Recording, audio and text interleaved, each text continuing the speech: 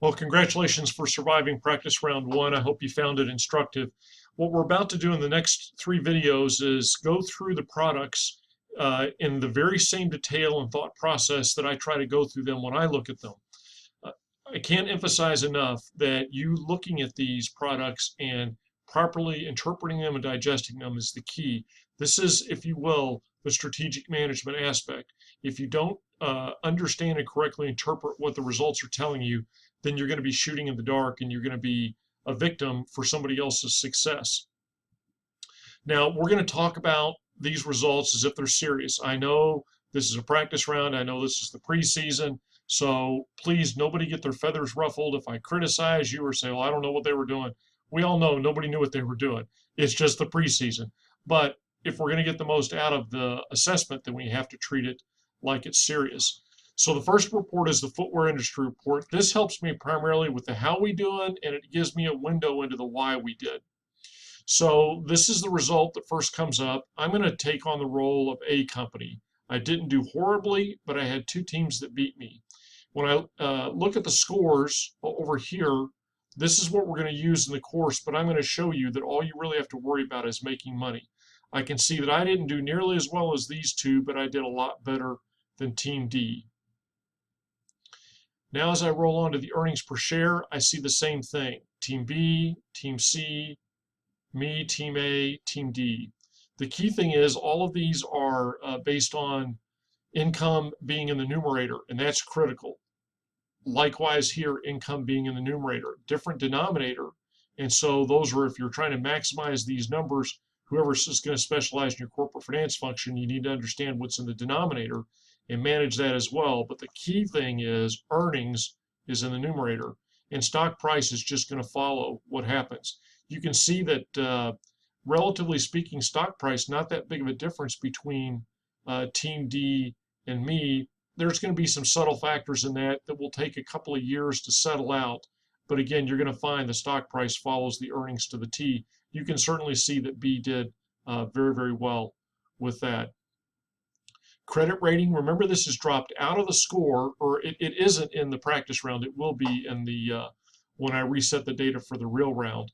But it's still important. And so mine going from a B plus to a B is not a good thing. It means that people do not have confidence in my financial performance. Likewise, Team D, you can see they suffered even more. Now, here's an interesting thing in terms of image rating. I actually have the highest image rating in the industry, and this is a part of the scoring matrix. Again, it's not the 20%. I forgot to change this for the practice round, but it'll be as I presented it to you in the videos in the normal round. And so what this says is I had pretty good market share. And I can tell that already just based on my financial performance. You're going to see I'll get those other messages. So this starts to tell me, okay, I actually had a higher quality shoe and or better market share than my competitors. So this is something I can build from. Corporate social responsibility, you can see that nobody was a big spender in corporate social responsibility. Bullseye Award, I actually won, look at that, I won the forecasting award. Now, from my experience with the simulation, I know what that means. What that probably means is that I ran out of shoes. In other words, I sold all the shoes that I had available for sale, and that's exactly what my predictions were based on. So probably I could have sold a lot more shoes had I produced them. And then I can take it a step further and say probably the industry wasn't as competitive as I had built into my branded sales forecast. Those are some hypotheses I can confirm later on later diagrams. Leapfrog Award, you only want to win one of these, so or you want to win none because you're always in first place. But this is for the most improved score. Typically, you don't want to win more than one, or that means you've been down in the basement. This screen is a lot of good general information. So this tells me that people use superior materials at a little bit higher rate, and because of that, the superior materials were a little more expensive. I see that in terms of pairs available for sale, we shipped 9.9% more than the demand as an industry. So somebody ended up with some excess shoes, and that's something I'll be able to check in detail in just a minute. Here, this is a small note that's kind of interesting. Actual demand was minus 5% lower due to decreased competitive intensity. Okay, so the industry wasn't as competitive as it could have been. This is a relatively standard note, and this is simply noting that when we start the simulation, there is excess capacity in the industry, and I can see in here nobody initiated any construction. Not expecting that they would in the practice round, but that's something you're going to need to check every time. Now, this is the financial performance page is where I begin to determine, answer some of those questions of why we did. What's interesting here is here's me, Team A, and you can see in terms of revenue, I was second in the industry and not very far behind Team B. So this kind of confirms what I saw earlier. I probably sold what I expected. I just didn't make enough to meet the demand that was there. I could have raised my prices a little bit to better match my demand with how many I was producing. Again, those are the sorts of mistakes that you're going to be constantly correcting for. And you can see my cost of pairs sold were much higher than them. So again, that's something I have to dive into a little bit more. Warehousing expenses, this is largely a function of volume, so nothing surprising there. Marketing, I was the top marketer in the industry, although poor Team D, look at the revenue collapse they had. They only sold $150 million worth of shoes, and they pretty heavily marketed them. So I've got a feeling they raised their price too high, but I'll have to confirm that on a later analysis. But I did spend, you can see, on average about 6 to 7 million more than industry leaders. Is that a mistake? Way too early to know, but just something to note. And I can clearly see here that my operating profit, because of these extra expenses, largely in the cost of pairs sold, was well below the other two industry leaders, but I was well above Team D. Interest expense, this is something to keep an eye on to see if somebody's taking on a lot of debt. Income taxes, this is strictly a function of the profit, and so you get to net profit. Dividend, I raised my dividend. Wow, Team B really raised their dividend. That would probably explain why they got such a, also help explain why they got such a spike in their share price, to include obviously their strong financial performance. And you can see Team D cut its dividend, and over the long term, that's not going to make the shareholders happy. Onto the balance sheet information, cash on hand, I almost ran out of money. That's not a good thing. Team D ran out of money. That's not a good thing. 18 million is probably a little bit extra to carry, but again, that's something you're going to be playing with.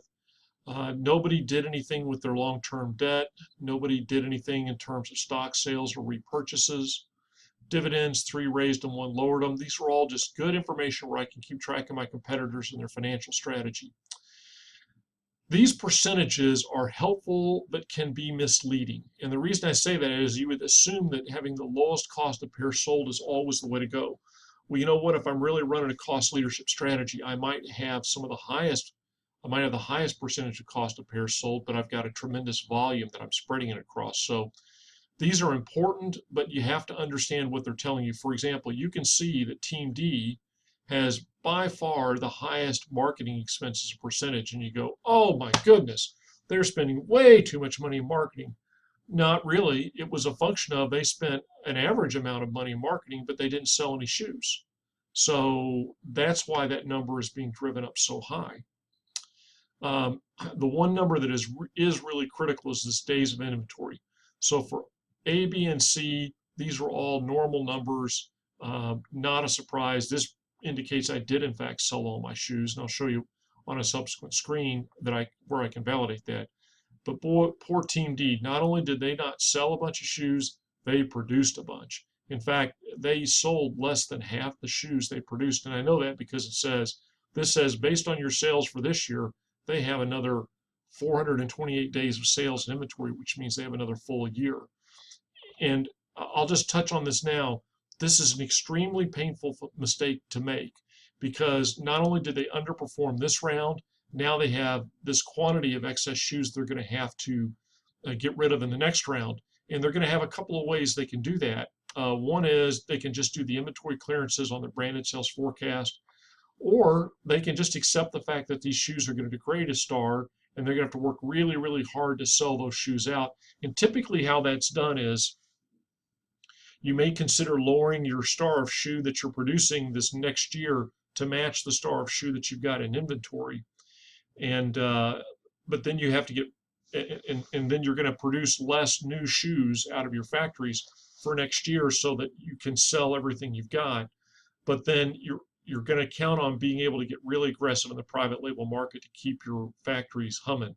So this would be a time where basically you would want to go into the private label market, be pretty aggressive in your bidding to make sure that you won several of the bids so that you could keep your factories churning out those private label shoes. Because you're going to find if you only produce half the number of shoes your factory can produce, your costs are going to be very high because you're spreading your fixed cost across a very small base. On to the next page. This is a very important screen for you. And the key is, because it knows I'm the administrator, it doesn't give me the data, but normally you're going to have what your numbers were right here. And this is a big hint into that why we did, more information on why we did. How did we compare in labor? You can see there's about a 70% difference between the high and the low in labor. In Asia Pacific, it's about a 40-cent difference. Well, that becomes significant over several million shoes. And again, all these things in the value chain that seem small, they all add up. And so this is going to give me a take of where I compare. Comparing your manufacturing costs can be a little bit dangerous at this point because you have to know what quality of shoe are they producing. I may have had I may have been the $31 shoe, and that may be perfectly okay because I was selling a much better shoe than everybody else. What you want to be doing is you want to be, for whatever quality shoe you're producing, you want to be the cheapest at producing that quality shoe. Again, there's some interesting comparisons here. I come down to the operating profit. This is really unusual. I'm doing this without, I'm intentionally doing this without reading forward. I've not read all of the data. I'm just doing this exactly like I looked through it. So this is really unusual. How they were able to lose $157 per shoe in internet, I've never seen that before. So that's something I'm going to check into. In the wholesale, you can see the profit margins were all positive. That's good. Not terribly big, but a pretty big difference. If you want to see how companies really differentiate themselves, you look in Latin America and Europe, Africa, for example, where you can see there's a many-fold difference. And again, I'm looking at where my profit margins are in here. In the private label, relatively small profit margins, which is standard, never seen before, where the everybody lost money. So some mistakes were made there. And then in the celebrity endorsements, I see that C tags 2 celebrities, B got 1. And not saying that anybody made a mistake at all, but notice that C was able to get Oprah for $2 million a year less than Christiana. And yet Oprah actually has a little bit higher demand in the aggregate. So I'm not saying they overpaid. I'm not saying they got a bargain, but you can see a $2 million a year difference in buying those 2 levels of celebrity power is pretty significant. Down here with B, where they got Peyton. Now Peyton has clearly lower demand or clearly lower appeal, but you can see probably on a scaled factor, they got about as good a deal as C did with Oprah. Then lastly, in the footwear industry report, it's just going to give you some trends. So you can see the trend was the internet price went down in North America, the quality of the shoe went up, and the entry-level price. You can see in Europe, Africa, the quality of the shoe went down. And that's interesting. Some people were doing some funny things with that. Again, that's the practice round probably. Actually, the only one where the quality of the shoe went up was in North America. So something funny is going on there. So that concludes the first our first video on the footwear industry report. And tune in and watch the other 2.